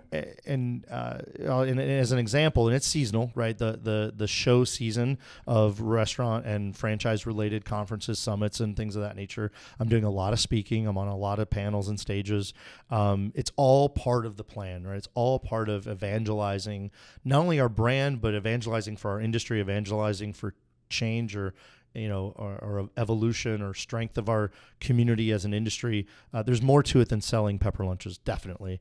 But the travel's a challenge. I have a 3.5-year-old son and a wife who's very successful in her career. And there's definitely been some moments where it's like, holy crap, like I'm exhausted, really, really, truly exhausted. And as an example, in March and April, March I was home 3 days. April, I was home, 10 days. May, in the 7 weeks previous to this last week, I was home 7 nights, but home 5 days. So I slept in my bed 7 times, but that means I got home at 9, 10, midnight and got out at 5, 6 a.m., like literally. Last flight in, first flight out kind of scenarios. So being gone basically all of 7 weeks, that's definitely a challenge. And I'm not the only one. I have a lot of friends who... being a CEO of a company. Right. The challenge of that is keeping up and producing great results, being well-connected internally to your team, well-connected to your parent company and those that you have responsibility to report to and provide answers and solutions to. So that's the hard part. And luckily it's seasonal. So now we're in a window of about 9 weeks where I'll be gone 3 nights in 9 weeks. So what is your role as CEO? Like, what is like in terms of like what's your lane? If you're doing all this traveling, like what is like at what level are you present on like the ground level working with your franchisees? All day, every day. So how do you pull this off? Yeah, I sleep very little. I'm up at 4:30 in the morning. I get several hours of work before my family wakes up. Look, it's just pure passion, just running on that kind of fuel. It's time blocking, it's prioritization of communication, and it's a phenomenal team. I've built a team of 9 folks.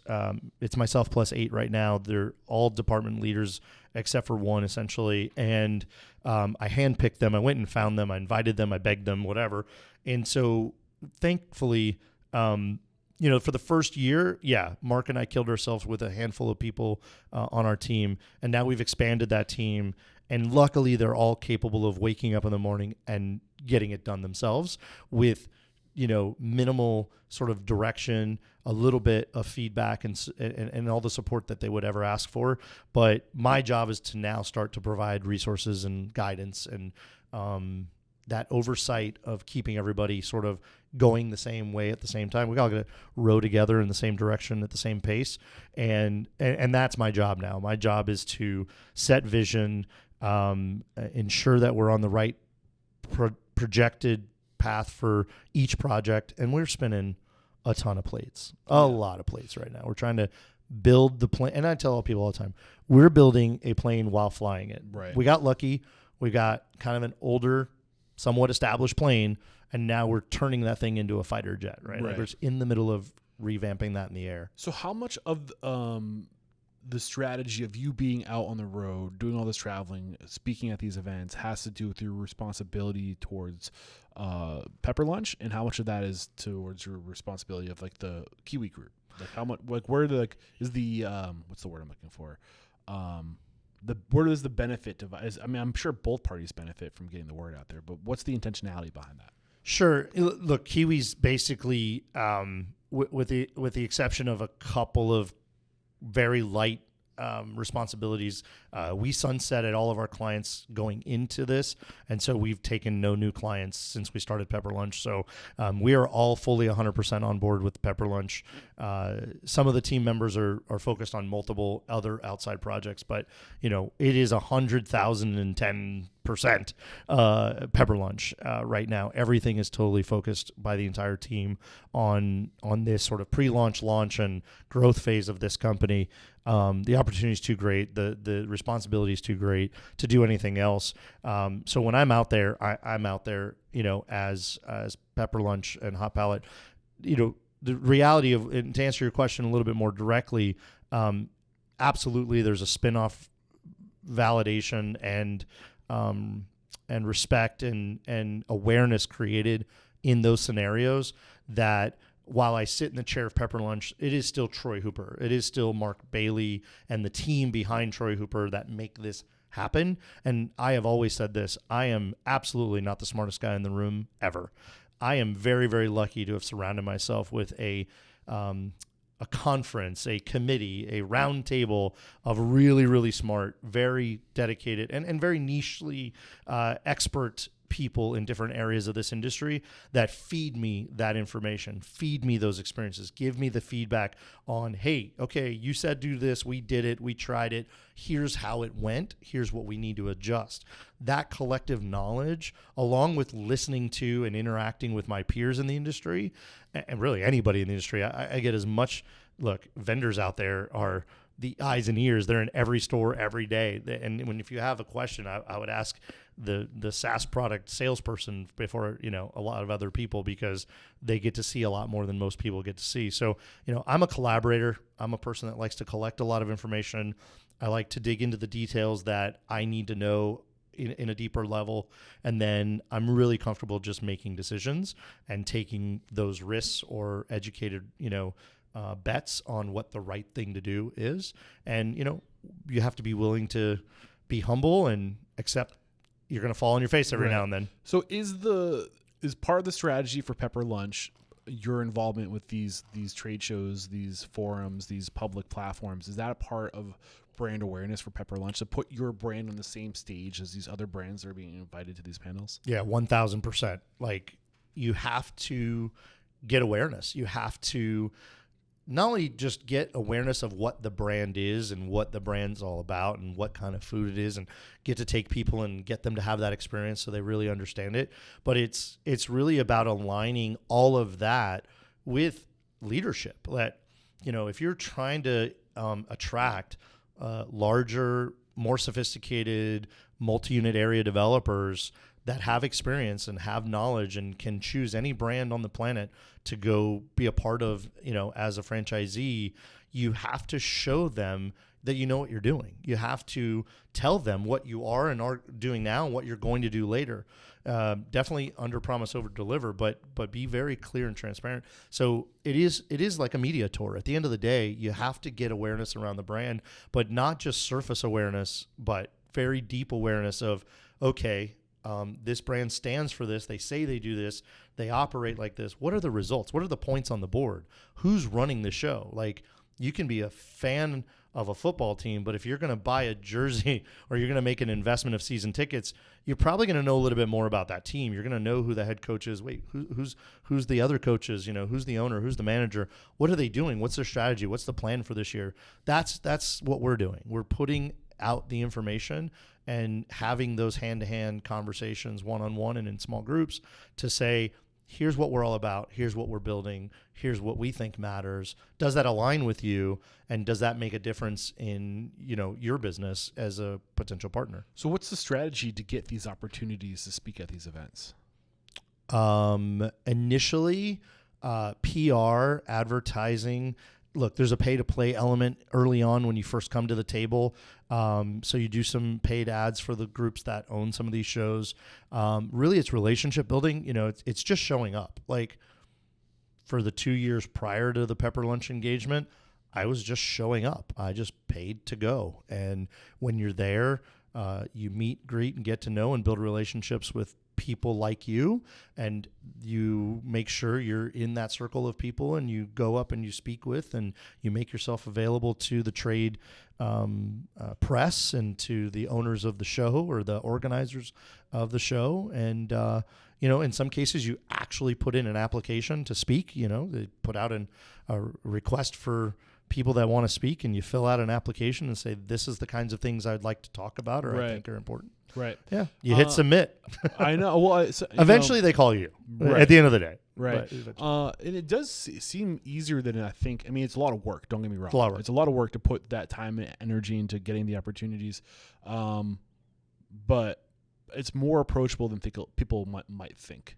I think establishing those relationships, putting yourself out there, being available when called upon, the people who make these decisions of like what panel we're going to put together, they're going to take a path of least resistance to the people that they know, like, and trust.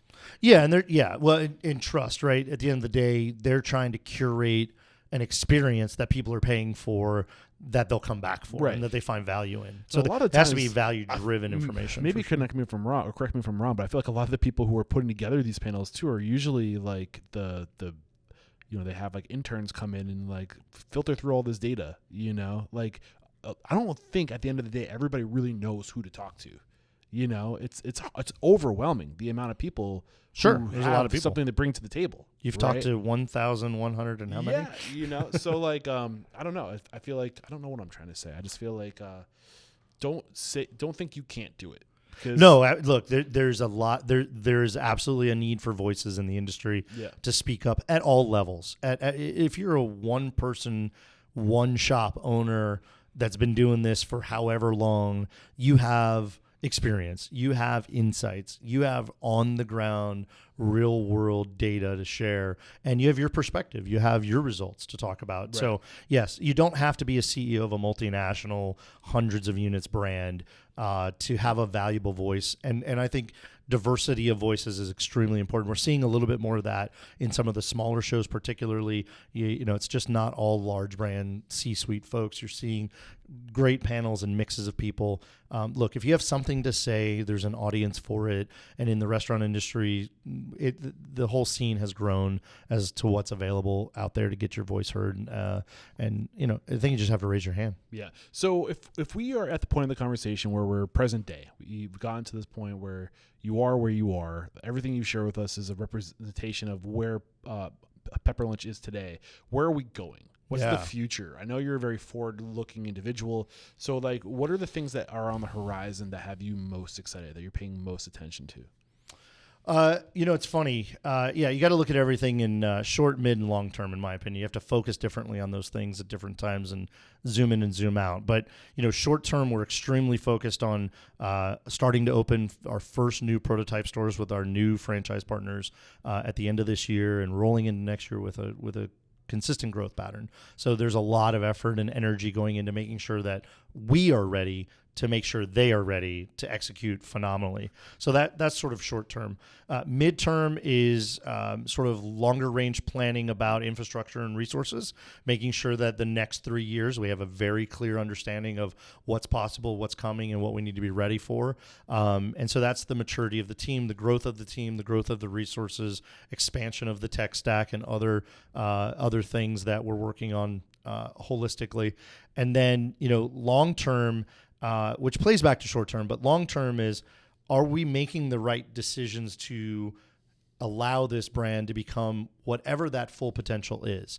In the United States, sitting here today, if I had the money to do it, like fall out of the sky, we would tell you that there's 600 locations in the United States.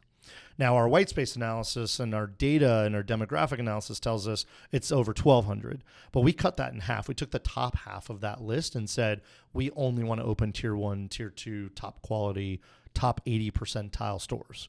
That doesn't mean that when we get to 400, 500, 600, we have then established the brand. We've matured the awareness of the brand. There's affinity and longevity of relationship with the community and consumer of the brand. That will allow you to open more stores. So ultimately, I have no idea what that number is north of 600, but we are planning for 600, knowing that it's somewhere between 6 and 1,200 locations in North America. That includes Canada. We are already beginning the process of considering what the other expansion territories are. We don't exist in the Middle East, India, anywhere in Europe. Of course, the UK is a part of that. And we have Central and South America available to us. We're expanding in Australia today. We're not in New Zealand. We're in Guam. We're going to open a second store in Guam, but there's other U.S. territories. Puerto Rico could be a really significant potential opportunity. Saipan? Well, we're in almost every Asian nation, but we're growing organically, and we want to actually start to push to grow in some of those I think countries. if you can get into Guam, it's the Northern Marianas Islands, technically, which is a U.S. territory. Yeah, it's a U.S. territory. Our first I, U.S. store was Guam. Most people don't understand that. Yeah. Puerto Rico's a U.S. territory, too. When I did my charter flights when I was still a commercial pilot, it was between those islands. Oh, wow. Yeah, That's pretty so fascinating. I did a lot of cargo flights. Definitely have some after the recording conversation about that. That's for fun. Sure. Interesting. Yeah, so that's the plan, right? And so the planning for that, if we want to go to one country or continent or other, that takes a lot of time, right? And the time is spent in research and understanding, acquiring the right talent, but also setting up systems and processes. We're extremely dependent on our proprietary product supply chain, which we have a global duality of supply chain for all of our products and equipment. We have some proprietary equipment and smallwares. So that has long been established. But when we go to a new place, that we need distributors for those products. We need warehousing. We need importing. We need to find a meat processor and purveyor. We need to find a vegetable processor and purveyor. That takes time because we're extremely diligent. We have first and third party food safety and monitoring and inspection. We don't sell a product in any store anywhere in the world that we have not vetted, inspected, and approved every touch point in the supply chain. Yeah. And I think that's only those options are only gonna increase with you. I think as the food production system, the food system diversifies and fragments, and we look to more vertical farming and indoor aqua farming, aquaculture. Thank you. I think you're seeing more and more of those options out there, and those in terms of like carbon footprint and all this other stuff. Food has to travel a lot less further. Yeah, I think it's going to be interesting to see what the future looks like on that front. What about just general trends beyond Pepper Lunch that you think, like, where are we collectively going? What are the trends that you think we should be prepared for? Ooh, prepared for is a strong word. What's coming? Robotics are still coming. I said that 2 years ago. Robotics are definitely coming.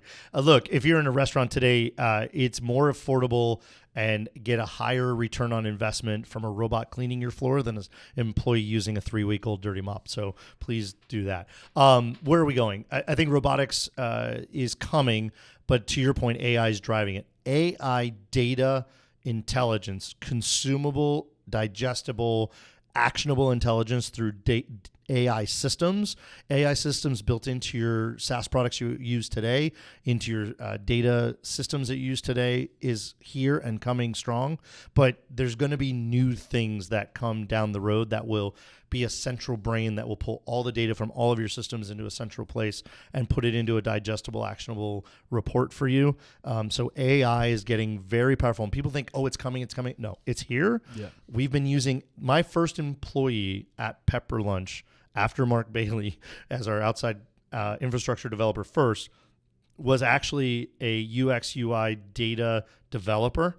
And so we've been using AI officially using it since March of last year. So we're already well over a year into AI driving a lot of things in our business, and it's only expanding. So AI, buzzword, yes. Futuristic, sure. But it's really usable today in a lot of ways. So what are the ways you're using it today? So we actually use it in marketing, your favorite thing that I keep going back to. It's been the easiest place to start. He started training 2 different AI systems on the Pepper Lunch brand voice. We had lots of information put out over 30 years. Started feeding that to say, this is what a Pepper Lunch is, means, believes in, etc. And then he also started training it on Troy Hooper in January, February of last year. And by May, had a demonstration for me of how that worked. We have come light years since then. So I remember when I would say, hey, we need to talk about these 6 things. These are our 6 differentiating value propositions for a franchisee I want to talk about. Normally, a year ago or even 8 or 9 months ago, he would put that into a Chat GPT or a Jasper or something. Which is a prompt. It's just a prompt. He would put that information in. Yeah, like answer these questions, feed the information to get tone, values, like these things. Right. And then I've used it recently for Restaurant Unstoppable, and I don't know. I honestly didn't like what it spit out at me. So that's where I'm going. So for the first 6 or 8 months, I would get he would say, hey, here's a ad or an article, or they asked us to do an interview, but send the answers and questions in advance. And so I had AI answer as if it was you, right? He would give me all this information, blog articles, emails, MailChimp email campaigns to talk about Pepper Lunch. And he would give me all this copy and content, and I would read it, and it would be very repetitive. Like for 6 different topics, it would say the same things, same way, sort of 6 times. Where it has come from then till now, is now I read lots of this stuff because we're putting out a lot more information. I read this stuff by skimming it, and it is 98% done. That's crazy. It is Troy talking about Pepper Lunch. Yeah. And it's getting Pepper Lunch correct, and it's getting Troy correct a big percentage of time. And it's less ethereal and generic. It's getting smarter, right? Is there a point to which the amount of information people are able to generate with AI is going to be just completely overwhelming for people to keep up with? It already is. I mean, information out there already is. Here's the problem. I actually had a friend of mine, Justin Ulrich from Evocalize, say this when he started putting out tons of content every day, every week. I think he hasn't told me the update, but he was putting out 30 pieces of content about Evocalize, the company, a week on social media. And he said, listen, the stats are very simple. Your audience size doesn't matter. Your engaged, active, subscribed audience sees 2% of what you put out. The system feeds only about 2% of what you put out to the people that actually want to see it. So the answer is you're not overwhelming anybody. You're just putting out information so that it's discoverable in more places. And so there's more volume. And to your point, we scroll. Yeah. If you're not in the scroll, there's no chance of being seen. Right. So you have to put out tons of information so that you just come up in that sort of constant flow of information and images and videos and whatever, and then hope that the right person, not hope. I mean, there's a lot of strategy and technology, and I don't do that. But, your goal is that the right person at the right time sees the right information. That's it. That's all you're shooting for. So you have to keep trying. And you have to get smarter and smarter and more refined in what you're saying, where you're saying, when you're saying, how you're saying it, what format you're saying it in. And the answer is just do it in everything, all the places, all the time, so that when people have that moment that they serendipitously come across it, they consume it. Is that answer reasonable? It's expensive. It's exhausting. It's very time consuming. We have a team, I think it's 5 full-time people on staff or contractors that work on it. And we're just now, after we really started pumping in December. So in 6 months, it's taken us 6 months to get to a point where we actually have enough content to put out more than one thing per day. Yeah. Right. I'm currently listening to a book. I think it's called Power and Progress, but it's basically like this anthropological approach to technology over time and how it affects economies, and how every time there's been like a technology boom, like how does that affect the economies and the impact of like the working class and like all this stuff. And the author is a co-author. One of the authors is a professor at MIT or Harvard or something. So when I go back east, I'm hoping to get this person on the phone. That'd be great. But what they're talking about is really at the end of the day, like it's about power. Like the more your message gets out, the more impressions you can make, the more influence you have, the more power you have. And with AI and technology and all these things, if you have the budget, like I just feel like it's getting to the point where like most independent small operators to be able to even just stay on top of the to your point, it's so dynamic. Oh yeah. What was the cutting edge a month ago is old news. And it's getting to this point where technology, Moore's law, exponentially getting better. I think it's reached this point, especially with AI getting involved and making AI itself better. It's going to, that exponential rate of improvement is going to just go so fast that I think there's one variable that nobody's taking into consideration. Which is the human element, right? Like, are people going to be able to keep up with the rate of improvement?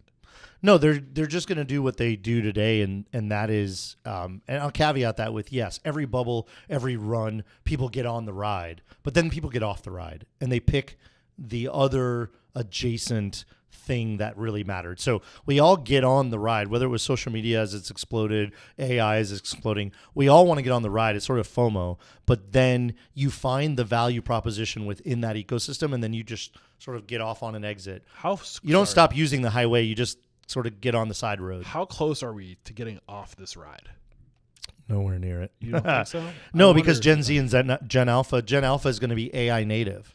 I think that my son doesn't know what AI is today, but in 6 months he will. But I also have been talking to Gen Z on this trip of people that are just like, I feel like if it's going to make a change, it's going to have to come from that generation.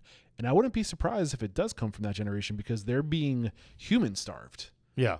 Like we have this issue, like my generation, millennials, are the byproduct of a broken food system where we're all fucking allergic to peanuts and we can't eat bread.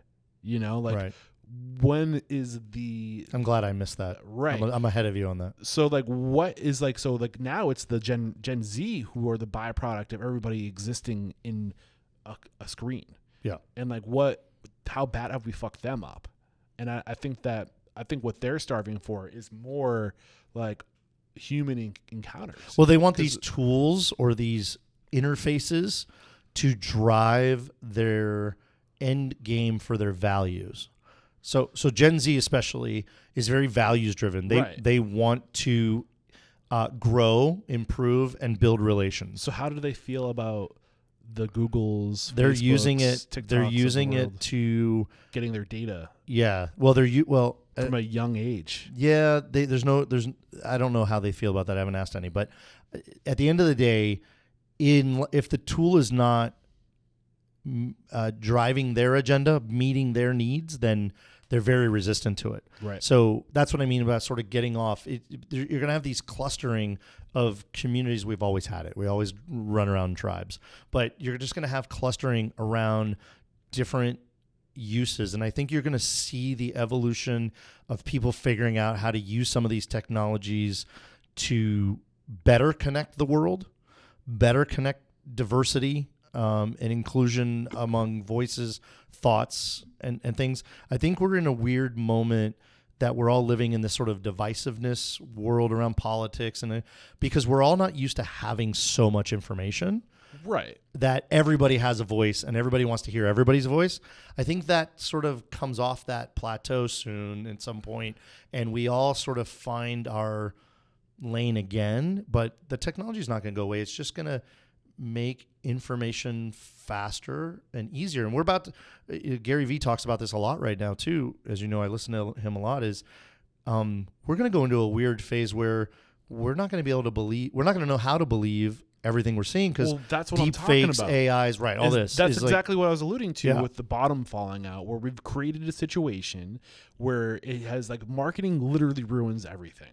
It ruined the radio, it ruined television, and then we had this thing in the internet. Finally, there's a way to get information from different people, and now it's like, oh nope, that's getting ruined too because they found a back door and to ruin that with all the ads and the data and now we're not even gonna be able to know if the information, the video we're watching, the audio we're listening to, actually came from the mind of a human or was even created or being presented by. It won't be.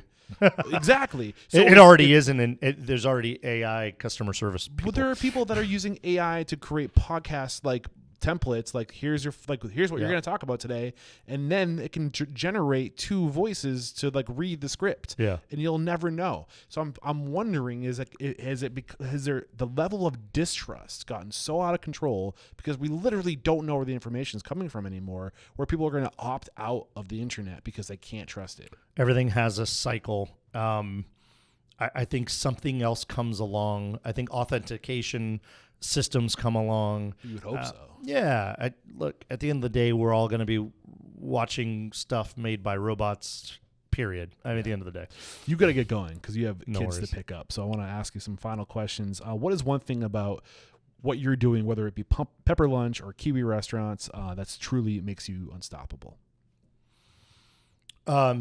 Give without expectation. I mean, this is not self-promotion, but I've always been known as being weirdly available, as Sean says too. What my curiosity and my willingness to reshare data that I get, take in learnings from lots of people, and then share that with anybody who asks, which is why I do spend time on stages. Because that's sort of one of the better ways. And you see me talk or write a lot on LinkedIn. I'm desperate to share what I'm learning in hopes that it's going to help anybody. And I'm not sharing stuff as a CEO with other CEOs exclusively. Anything I want to talk about goes down to, the person that wants to start a food pop-up out of their house. Like, it just all applies. And so I think the thing that makes me unstoppable, which is a weird thing to say, but is pure curiosity and willingness to repurpose that information into a value proposition to somebody else. Yeah, and I feel like some of these questions I only asked you 2 years ago. So do you want the 3 things you could leave behind question? You can ask any of them. All right. If you got the news you'd be leaving this world tomorrow, all the memories of you, your work, and your restaurants would be lost with your departure, with the exception of 3 pieces of wisdom that you could leave behind for the good of humanity and your legacy. What would those 3 pieces of wisdom be? And I didn't finish the episode that I listened to coming into this. I don't think we asked that. I don't remember that specific question. That's great. 3 questions or three things you could leave behind for basically your legacy. What would those three things be? Wow, that's a huge one. Okay. We lost a friend in the industry, so that's sort of weighing on my mind when you ask that question. Wow, seek first to understand, then be understood. I mean, you cannot go wrong by asking questions before saying what you think. Right. So context. That's one. I'll that is absolutely on the gravestone, so to speak, if you were to say, what would you want said about you? Giving without expectation, legacy wise, I think if everybody is willing to share their voice, their thoughts, their experience, their perspective, it only makes the world and other people better because it challenges their own thoughts and beliefs. And sometimes those challenges don't feel comfortable, but I think it's important. And lastly, that I loved a lot of frickin' people a lot more than they knew. That's an important concept. Yeah. And I know my son and my wife, I definitely know my son. I make sure that that's as overt it can be. Of course, with your spouse, you don't always express it as overtly as you should or as often as you should, but more so to the people out there that don't necessarily know that I have deep love and care for them. I would hope that that would be the third that would be left behind that they knew. Love it, man. Yep. Great stuff. And how can we connect with you? If actually, before we have you answer that, who do you think I should talk to while I'm out here? Yeah, and I said this the other day proactively, but for the record, unrelated, Andy Hooper. So same last name, different family lineage, supposedly. Andy, if you're listening, I do think we're related, but that's okay. I don't want to do a 23andMe either. Andy Hooper, CEO of Heart House, previous CEO at And Pizza on the East Coast, where you're real familiar and from. Andy's a phenomenal mind. I think he expresses his thoughts, his beliefs, his experiences very different from most people, from anybody I've heard, and it really catches me every time. It sort of grabs my attention, and I think for your audience, your show, the way you have conversation, I think Andy Hooper is a phenomenal interview for you. And I know you're up here in the Santa Barbara area, so I don't have to drive into Los Angeles. Are there any Camarillo, Santa Barbara, anything like up this way that you think should be on my radar? I don't have a lot of connection. I've only been here for a year. Okay. Not really. I've been gone. I just most of the really year. didn't want to drive into Los Angeles. No, I got you. Look, tell Andy to drive his happy butt No, up I'll to, do it. to the beach and meet, do a lawn chair thing Yeah, seaside, right. on a calm Awesome. day. And tell us about how we can connect with you. We have your new podcast. We want to make sure we mention that. Oh, that's very kind of you. The Pineapple Perspective is on all the podcast and YouTube places you might look for such a thing. Look, if you Google Troy Hooper, you're probably going to find me or some journalist in Fort Lauderdale. LinkedIn, if you just search for Troy Hooper Pepper Lunch or Troy Hooper Kiwi, I'm going to come up. LinkedIn's probably the best and easiest place to get a hold of me. Yes. I check and interact with my DMs there. And we'll have all of those ways to connect right in the notes. So head over, if you're listening to this on iTunes or Spotify, where most of my downloads come from, just scroll down in the player and we'll have that contact information right there waiting for you. That's awesome. And this is where I say thank you so much, man. There is no questioning. You are unstoppable. Thank you. Appreciate Cheers. that. Thanks, man.